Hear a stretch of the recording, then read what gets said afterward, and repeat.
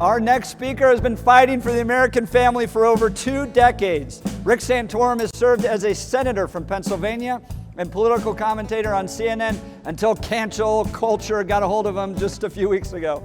Rick has been standing up for those struggling in this economy, protecting life at every stage, and fighting to ensure that our nation remains secure from those who wish to do us harm. While in Washington, he bravely proposed reforming entitlements, cutting spending, and even developed a spendometer that added up the cost of Democrat amendments to spending bills. Please welcome a true voice for the voiceless, Senator Rick Santorum. Thank you. Thank you very much. It's an honor and a pleasure to be here back in Colorado. I always have to, every time I come to Colorado, I have to thank the people of Colorado. In the 2012 election, we won the Colorado caucuses here, and that launched me to the top. I didn't hold on to it. That's not your fault. That's my fault. The topic today I was sort of impressed by was frontier freedom. And I thought, well, maybe we need to talk about freedom, because I think what people sort of get is that freedom is really under assault. Freedom is not the norm for a country. We are unique in many respects to have been a country that has actually had and exercised freedom among its people for as long as we have. But it is not the norm. It is rare, and it is something that is very precious and is in jeopardy, in my opinion. So let me just talk about how did we get this freedom? How did freedom happen in the United States? Well, very simply. Number one, we had to win freedom. And we always talk about the Revolutionary War and defeating the most powerful military in the world at the time, Great Britain. We won freedom. Frankly, that was the easiest thing. Lots of countries have won freedom. But the harder thing, and the thing we did so well with our founding, was we established freedom. And we did that through the Declaration where we said our rights come from God, which was unique, as Congressman Boebert pointed out, unique in human history, that we recognize that rights and our freedoms come from God, not from the government. And then secondly, we put a document in place to actually make it work. Set up a government through the Constitution to make it work, and they put certain things there to guarantee the stability of freedom. Everybody talks about change, we have to transform, we have to do all these things. What makes our country great is that change comes slowly. Now, sometimes that's not good, because we were certainly not a perfect union when we were established, and that some of that change was slow in coming and needed to come. But what is important is that the founding principles, which are brilliant, we have to keep those by making sure that change doesn't come fast. That's what the founders were concerned about, because they saw that when you had democratic republics, one of two things would happen. You'd have the tyranny of the majority, think France and the revolution in France, where the mob would rule, and you also had the opportunity for a dictator or a king, for a tyrant to rule and take your freedom. Those were the two things they wanted to guard against, and that's what they did to construct the Constitution. The first thing they did was they made it very hard to change the Constitution. To amend the Constitution takes 3/4 of the states to approve any type of constitutional amendment. And so the first thing the left has done to assault the Constitution and to take our freedom away was to go after that particular provision. You say, well, wait a minute, what have they done to do that? The courts. They can't amend the Constitution, so they have gone after the courts, and through judicial activism, which has been going on now for 50 plus years, they have tried to amend the Constitution by going after our court system. It took Republicans and conservatives decades to figure this out.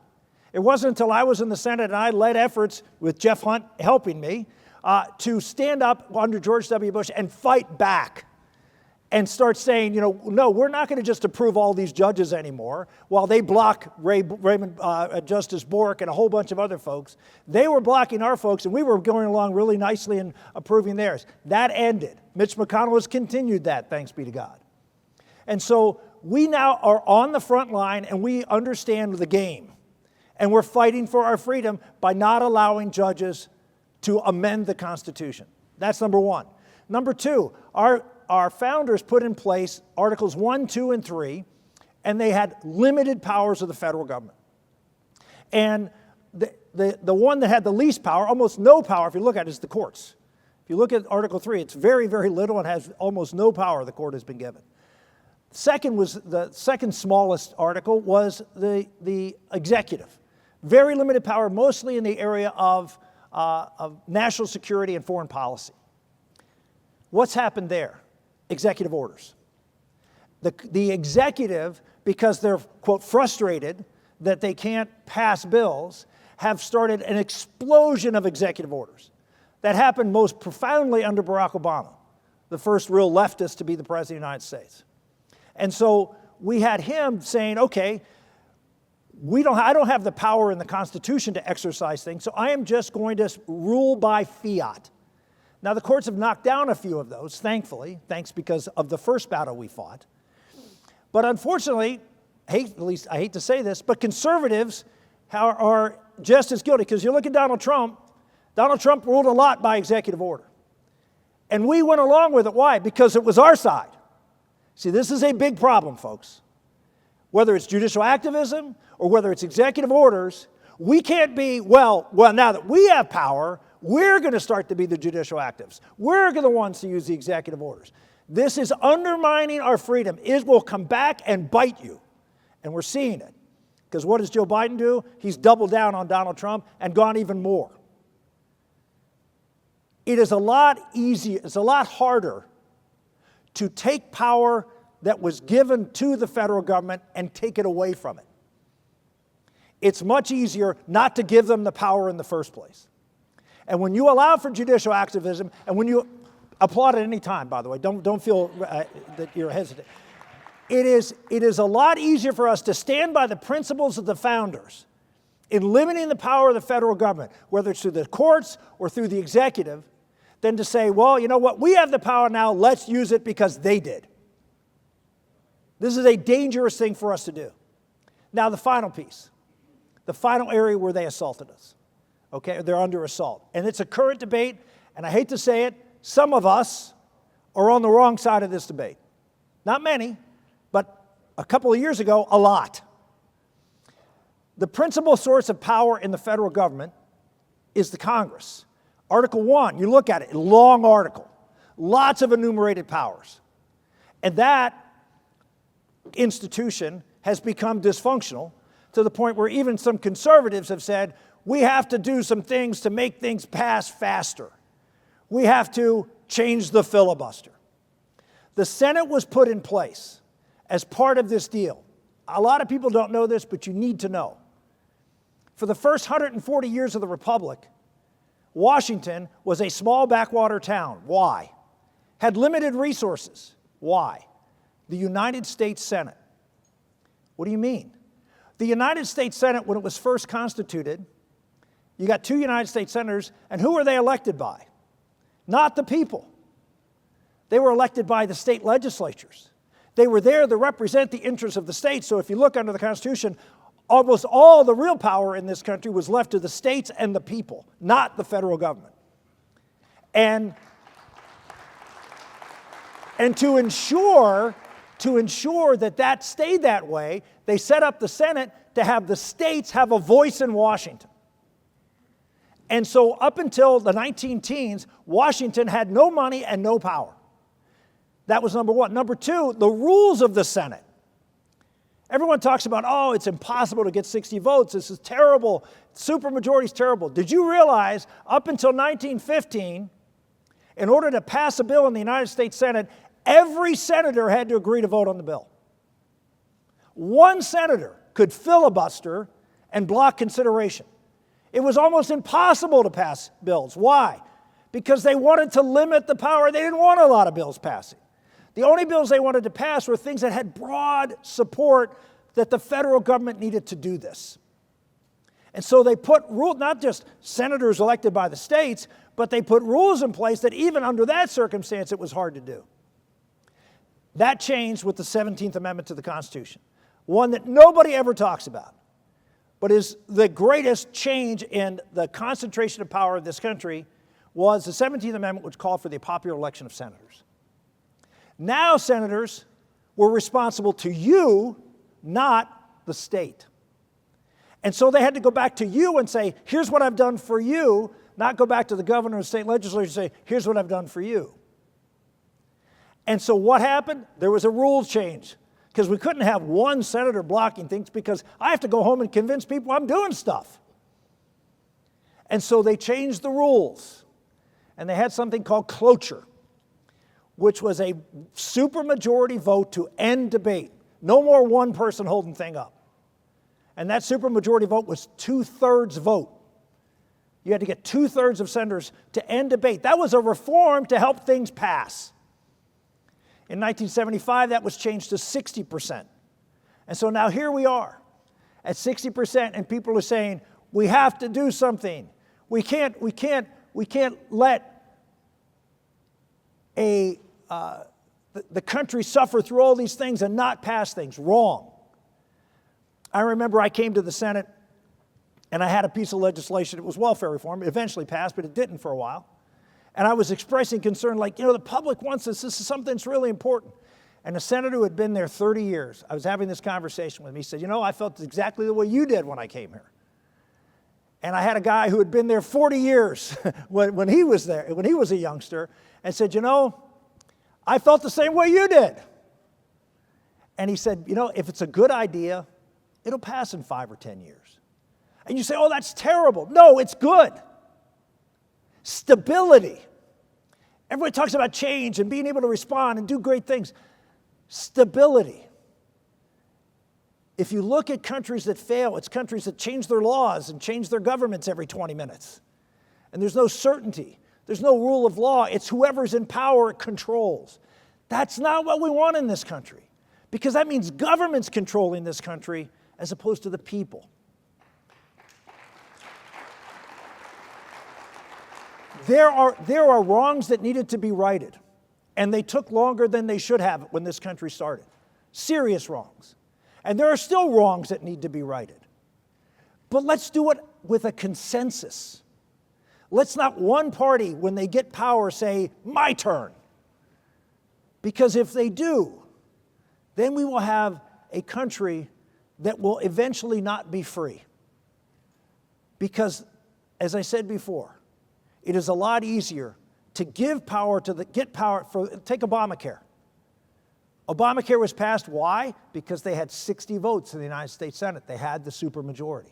There have been 3 times since the cloture vote was put in place where a party had a supermajority. 3 in almost 100 years, in over 100 years. Only 3 times. You know when those 3 times were? The New Deal, the Great Society, and Obamacare. Though Republicans, conservatives, have never had a supermajority. So when you say, oh, let's eliminate the filibuster, realize that when the left gets a hold of power, they will accumulate it quickly. And as we see with Obamacare, we got power back. We had the House, we had the Senate, we had Trump, and we couldn't repeal Obamacare. Why? It's hard to take goodies away from people. Ladies and gentlemen, we are at a point where we have to get serious about protecting our freedom. And instead of just chasing the issue of the moment, think of the structure of our country and what made it work. Understand, we are civically illiterate. We don't understand why we have our freedom. We need to understand it, and we need to teach it in our schools. We need to teach it to our children. That's not to say that things can't happen. Things can happen, and but we need broad consensus, and that's a good thing. And is it hard to do? It is really hard to do, particularly in America today, because we are so divided. But that's actually the most important time, because it's in those times that you have this threat. Oh, well, let's take a shortcut. We think these guys are really dangerous and bad, so let's take a shortcut. That is a dangerous path that's going to lead to the undoing of this country. There are bills out there. Jeff and I are working on paid family leave. That is a bill that's been around for 15 or 20 years, but now a consensus is starting to form. And so we'll get something for paid parental leave, probably in the next year or two. And that'll be a good thing, because families are disintegrating in America. We're not having children in America. This is a big problem, and it's starting to boil up. That's what we should be doing at the federal level. States can act quickly. Let them act quickly. Let them be laboratories. Let them try different things. But let's wait at the federal level to make sure that we get it right and that there is a broad consensus and we have unity. If we want to build unity, you have to have structures that build unity. And that is my plea to all of you. You want frontier freedom? Then make sure the federal government is limited as to what they can do to you. And we have ways to do that. And right now, the big one, and I give Kristen Sinema and Joe Manchin a lot of credit for standing up for freedom, because that's what they're doing here. They're standing up for freedom. So thank you. God bless. Have a great conference. All I wanna do is ride around, sassy now, ride, sassy. All right, so Senator Santorum gave me my first job when I was in Washington, D.C., and I'd wander around. Can we get a camera? Can we get this camera here? I'd be wandering around the halls of the Senate, and they would look at us, and they would ask me if I was his son. If I was related to Senator Santorum. I'll take you. Yeah, there you go. I don't know if you know this story. So one of my first projects, because I was the media coordinator for the Senate Republican Conference, which was your leadership office. So U.S. senators get their own offices, and then if they're good, they get elected to leadership, and you have another office, which was the Senate Republican Conference.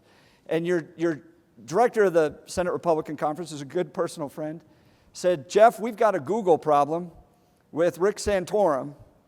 Can you go fix it? You did a bad job, by the way. Yeah, right. Well, so you pick up the phone, you're like, operator Google. I mean, who do you call? We finally got a hold of Google, and they kind of just told us to go pound sand because they've always been leftist, and you had to deal with that. There have been many Google problems solved, but not with conservatives. Liberals get their Google problems solved, not conservatives. Right. Yeah. A lot of people don't know this. You have been ahead of the curve. So I served with Senator Santorum and then worked with his chief of staff for years. And then when you ran for president, came back over and helped. I want to say this. People don't understand this. You were literally the Donald Trump before Donald Trump. Into the 2012 election, you're running against Mitt Romney in the primary, and then eventually Mitt was running against Barack Obama. But you tapped into grassroots blue-collar conservatives. And in fact, you wrote a book that Donald Trump then picked up and used to guide his campaign. Tell us that story. And you even met with him. Yeah, so after the 2012 election, I ran on, as some of you may remember, I had a whole section of my economic plan was to promote manufacturing. I had a zero tax for manufacturers. I did all sorts of things on trade to bring manufacturing jobs back here to the country. Immigration, same thing, to make sure that we weren't bringing people into this country who were going to suppress wages for the people at the bottom of the income scale, because most people coming here illegally are unskilled and they hold down wages for everybody at the bottom of the income ladder. And so I was focused on who I thought and still believe to this day, and I think we're seeing it, are the people in this country who looked at both parties and said, neither of you are for me. Neither of you understand me. Neither of you care about me. The left, you're worried about climates and you're worried about, abortion and transgender and all these things. But how about me and my family? How about me and my job? How about me and trying to make my way through this world? You don't care about me, sort of average Joe and Jane America. And if you look at Republicans, we have to cut taxes for rich people and we got to grow the economy. I wrote in my book, Blue Collar Conservatives, Making America That Works. There's a chapter in my book, it's called, quotes John Kennedy, which says, a rising tide lifts all boats, except if your boat has a hole in it. If your boat has a hole in it, then a rising tide is a damn scary thing, because now the water's deep. You see everybody else out there in their yachts running around, and you're in your boat, and you're bailing, and you're trying to figure out, this isn't only fair, but I'm hurting now, even more. And there are a lot of Americans who have holes in their boats, who have chemical dependency, don't have the proper education, come from a broken home, and didn't get the skills they need. And we as Republicans didn't talk to them. We didn't seem to care about them. And the left, they're off. They're just trying to gain power. And so people just felt abandoned. And so I wrote a book about that. And long story short, it's a long story. Donald Trump heard me on a radio interview and asked me to come see him when my book was published. So eventually, it was a couple months later, but I went to see him. I walked into his office. He's sitting behind his desk. He's holding a copy of my book. And I walk in, he said, I read your book. I didn't say anything else. He just said, I read your book. And I said, yeah, you didn't read my book. And he said, no, I read your book. Great book. And I said, yeah, the hell you read my book. And he said, no, I read your book. He said, this is what the Republican Party needs to be. He said, we need to be for the blue-collar guy. We need to go out and get China. And for 10 minutes, he does this rant. And I asked him if he read the book. And he was sold that this is the path. And candidly, he did it better than I did. That's why he's president, and I'm sitting here talking to you. That's a great story. I mean, you really have been ahead of so many issues and thinking about the structure of the government and the impact that these changes are going to have. I think it's critical that people are paying attention to the work that you're doing. Wow. Let's talk about what happened at CNN, because you were a voice on CNN. You were probably really the only conservative voice on CNN. Yeah. And they're gone. What happened there? Look, when I was on CNN for 4.5 years, and I got hired right after Trump was elected. And I was a conservative voice who went out there and told the truth. Because my word and my reputation is all you ever have, right? When you're particularly in front of the media. And so I went out there, and when Donald Trump did things that were conservative, I praised him and defended him. And when Donald Trump did things that were not conservative, or he said things that, in my mind, were not proper or of good character, I called him on it. Mm-hmm. And so they like that. They like someone who would call out Donald Trump for not doing what would be expected of conservatives. And when Trump left, I was on the set live on the set, even though it was still COVID time. They had me on the set live during January 6th. After January 6th, I was on the network between then and late May when I was let go twice. And so to me, it was just a matter of time. They didn't really see a need to have someone. I was useful when Trump was all they talked about. Mm-hmm. I mean, 99% of the interviews I did, one-on-one interviews that I did, were all about Donald Trump and what he said. And so when Trump was gone, they didn't want someone out there talking about Joe Biden and his policies, and having a conservative, criticize Joe Biden. So they had a trumped-up story about things that I said about Native Americans, which I didn't, and they used that as a reason to move on. But it's okay. Look, I appreciate the opportunity to get there and talk to an audience that I knew didn't agree with me. They gave me they never told me what I needed to say or should say. I was out there and talked freely, and they put me on great time slots. I was on election nights, and so I had a tremendous opportunity to talk to people, frankly, all over the world. I probably got more comments from Canada and Australia and New Zealand and all places all over the world when you're on CNN, because they never hear a conservative. Right. And so I loved the opportunity to be able to talk about what we really believe. And frankly, it made me better, because I was on Fox for 5 years. And sometimes on Fox, you sort of get into, can you top this? And you say things that you think, I probably shouldn't have said that. I sort of wanted to, sort of amp things up a little bit. And when you're on CNN and you're talking to people who don't agree with you, and you're up against 6 people who don't agree with you, you have to be better. Yeah. And you have to show what a Republican and a conservative really is, and that we're not people who hate, we're people who love. I mean, we have the love of the Lord in us, and we want to be able to communicate that and show that we actually care about them, and what we're trying to do is what we think is best for them. Yeah, that's right. Well, CNN's lost. I mean, they're down in the ratings big time. Final question, and this is probably the most important one. We've got a lot of young people here who want to get involved in public policy. This career field destroys families, destroys it. And you're one of the few that I've noticed that has had a thriving family through this. Karen's wonderful, the kids are wonderful. Bella, your special needs daughter, just turned 13 years old. Yeah. When I was young, everybody starts out somewhere. I drove Rick around, and he would fall asleep with his phone in his hand, because he hadn't hired anybody. He was caring for his special needs daughter who has trisomy 18, trisomy 18.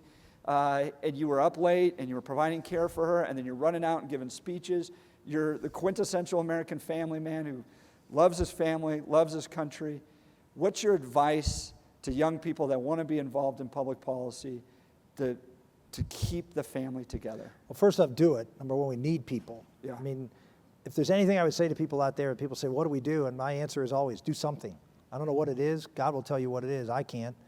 You do something, and because what's happening now isn't working. Things aren't going well, folks. I don't know if you know that or not, but it's not. And I think, to me, I'm blessed. I feel blessed by that because we're here at a time when God needs you. God needs, these hands and feet out there for him and for our country. We need patriots. And we don't have to put on a uniform anymore to serve our country. So number one, do something. Number two, remember your first priority is your family. And because a lot of other people can go out and knock on doors and do things. There's only one father to your child, one husband to your wife or your grandchildren. And you have to take that responsibility as first and foremost. And so what we did is we incorporated them into everything we did. I mean, my kids were always on the campaign trail with me. It was a controversial thing, but when I became a senator, we decided the only way I was going to be able to see my kids at all is if they moved to D.C. and they say, well, you weren't back home. Yeah, my constituents are important to me, but my family is the most important thing to me. That's right. And so I had to be with my kids every night. I didn't want to be without my kids every night. I didn't want to be, hanging out with other members of Congress and lobbyists every night. I wanted to be with my family. And it kept me grounded. As you know, kids keep you humble. Which is a very important thing in politics, because a lot of people tell you how great you are, and your kids remind you how great you're not. Yeah. And so I did that, and it blessed me, beyond compare. And my kids are amazing, great kids, and they all love the Lord. And as far as I'm concerned, I can stop right there. That's the only thing that's really important. Right. And Right. it's good. Friends, I've known Senator Santorum my entire career. I owe my career to him. Continue to follow him. We've done a few things. And keep up the good work. You see things 5 years, 10 years ahead of everybody else. The rise of Donald Trump, the importance of outreach to grassroots conservatives. That was a foundation that you helped lay in 2012. So thank you for everything. We're grateful for you. Can we give Senator Santorum a round of applause? Yes. Great. Thank you so much, Senator. Appreciate it.